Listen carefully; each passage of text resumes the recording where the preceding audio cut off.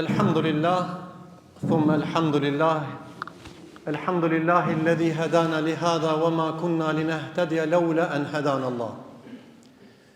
Wa nusalli wa nusallim ala ashrafi khalqillahi Muhammad ibn Abdullah al-mabuthi rahmatan lil alamin wa man tabi'ahum bi ihsanin ila yawmiddin wa ba'd. Allahun e falenderojmë, ata e madhrojmë, prej Allahut falje dhe ndihmë kërkojmë. E lutim Allahun e madh në këtë moment që pranohen lutjet. Allahu më na fal neve dhe të gjithë muslimanëve ya rabbel alamin. Allahu më na mëshiro me rahmetin e tij neve dhe të gjithë muslimanëve ya rabbel alamin. Salata dhe selame i çojmë pejgamberit sallallahu alaihi wasallam, familjes tij, shokëve tij dhe gjithë atyre që ndjekin rrugën e Islamit deri në ditën e Kiametit. Xhamati pranishëm, në këto momente që ne kemi ardhur për ta madhruar Allahun, është mirë mos mu kanë veç me trup në xhami. Është mirë mu kanë me shpirt dhe me zemër, edhe me sinqeritetin më të lartë me lut Zotin për falje dhe mëshirë, për me lut Zotin për udhëzim, për me lut madhninë e Allahut që Allahu mi largu dertet e muslimanëve prej zemrat të tyre. Allahu mi udhëzu musliman dhe mi rujt gjakun dhe nderin e muslimanëve ya rabbel alamin. Ndoshta duaja jote sinqert në këtë ditë xumaje Allahu e pranon, prandaj nuk duhet mundal, po vazhdimisht do të me lut Zotin për mirësi edhe me ba lutje Allahut për vete edhe për muslimanët kudo që të jenë. Isha të e menu para se me hip në hutbe, kamermani ka më thonë çfarë teme e ki njetë me folë sot. Isha të menu mi thonë fjallën e parë me thonë të funit, jam të folë sot pa temë caktu me hiq, pa definicion. Njerëzit mësë shumëti që kanë nevoj për ndihmë, ai që ka dhimbje të madhe, ka nevoj i smuti, ka nevoj mi dhonë shërim. Dhe nevoja më e madhe, njeriu s'mund mu koncentru kur ka dhimbje në trup. Dhe në ka të regu pejgamberi sallallahu alaihi wasallam se hakkul muslimi ala muslimi khamsa, haki muslimani ndaj muslimanit janë 5. Një pisajn është ziyaratul merid, me vizitu të smutin. E dyta, nevoja më e madhe njeriut çka është? Që jep gjallëni, është ujë. Ai që s'ka ujë, me pak kohë vdes. Allahu çdo sen ka kriju pi ujit. E se vapi më i madh, sadakaja më e madhe çka është? Mi dhon njeriu të ujë. Mi dhon ujë kur ka nevojë, jo kur s'ka nevojë. 2. E treta, njeriu më shumë ti nevojë ka kur është i unt, e ka obligim mi dhon ushqim. E çdo herë dynjaja dikush vdes për ujë, dikush vdes për barna, e dikush vdes për ushqim. Dhe sot, me mija dhe me qindra mija njerëz janë të vdek për shkak mungesës barnave, të ujit dhe të ushqimit. Kam qef, me vëmendje më dëgju mirë. Pse nisa këtë mesele sot, dje një nanë e jonja e Shkupit, 5 orë operacion, në salë të operacionit, me 4 fëmijë, e prej salës operacionit 3 orë në koridor se s'ka vend. Dhe do të çfarë niveli jemi neve? Në shekullin për thamë 21, kene me vazhdo hala.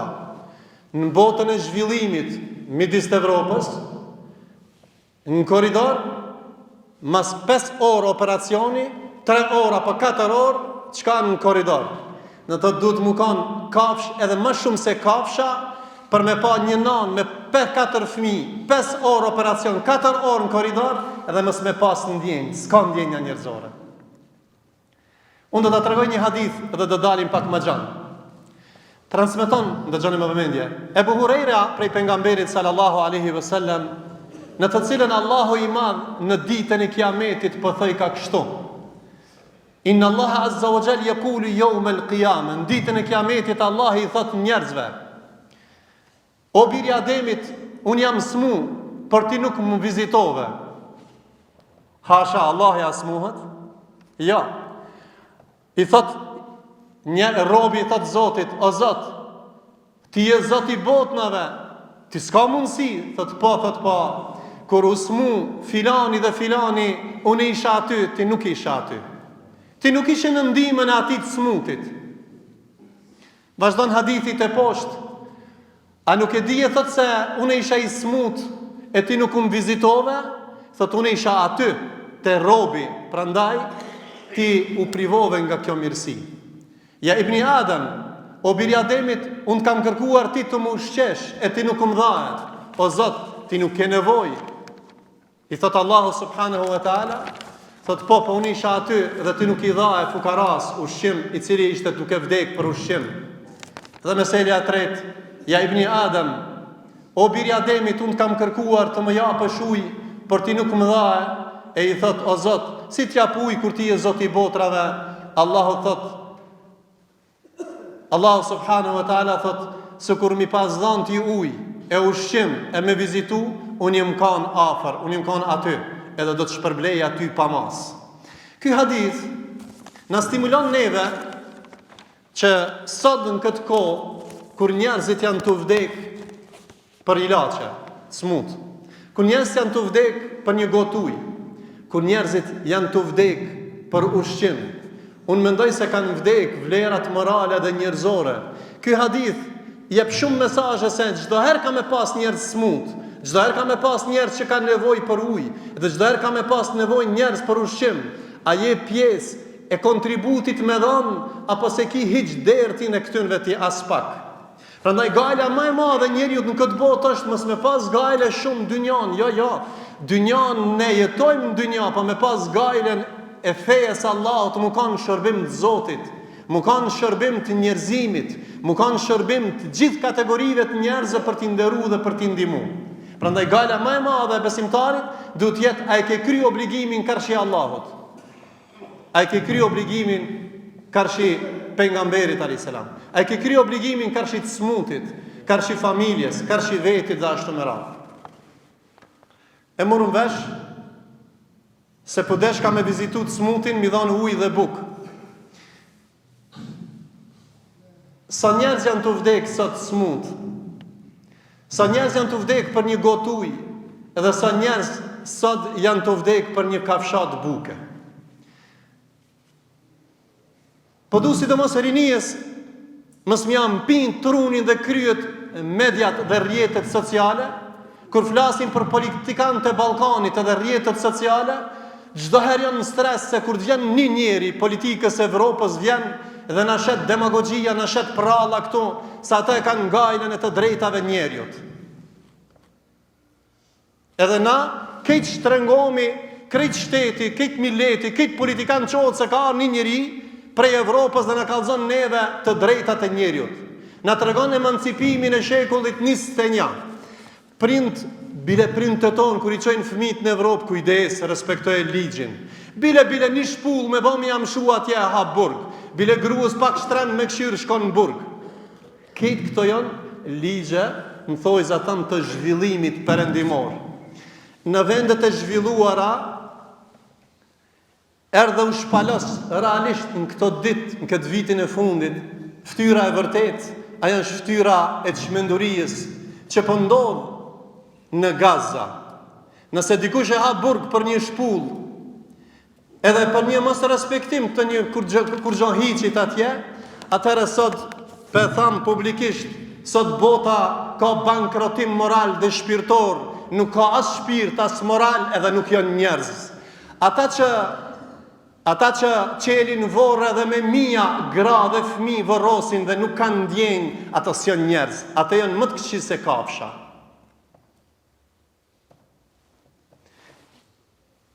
Unë e kuptoj se s'po du me fol në aspektin me thënë hoqë të je politikan. Jo, unë jam musliman dhe ne kemi obligim me adhon një gotu i dikujt, e ke obligim me shërut smutin, e ke obligim edhe ke obligim me thënë hakun, se ky zullum historit njerëzimit kur s'ka qenë në këtë formë.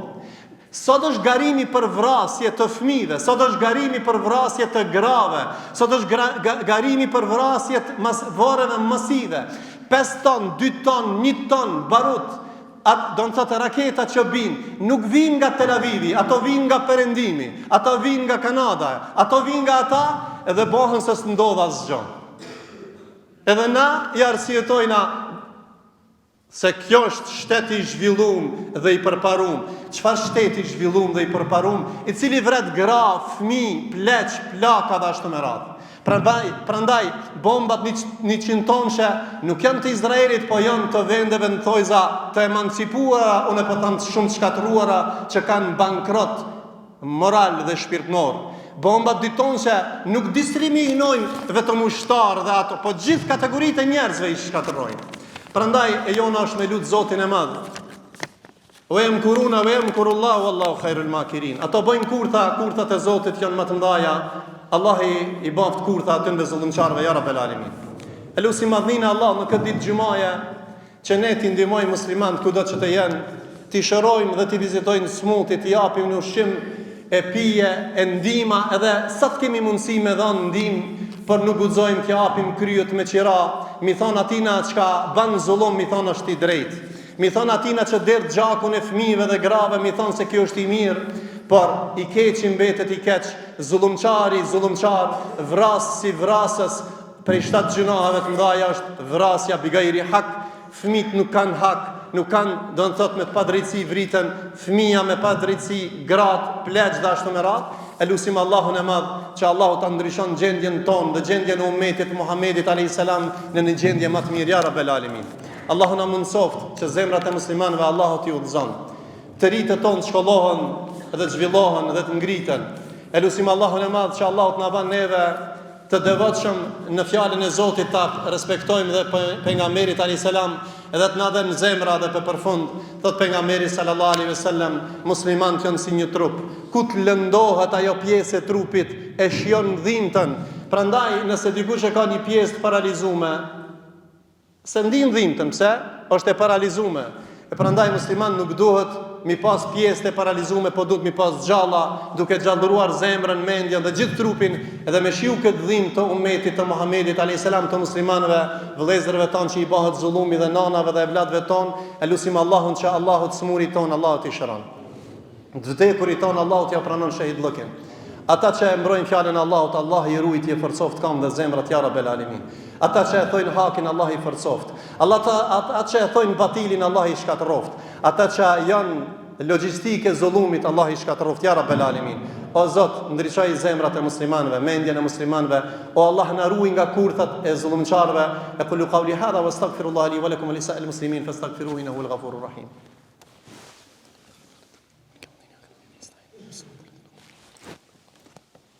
الحمد لله ثم الحمد لله الحمد لله رب العالمين الذي أمر بالتمسك بالقرآن العظيم وأمر باتباع سنة نبي الله ونهانا عن الابتداء ونصلي ونسلم على أشرف خلق الله محمد بن عبد الله المبعوث رحمة للعالمين ومن تبعهم بإحسان إلى يوم الدين.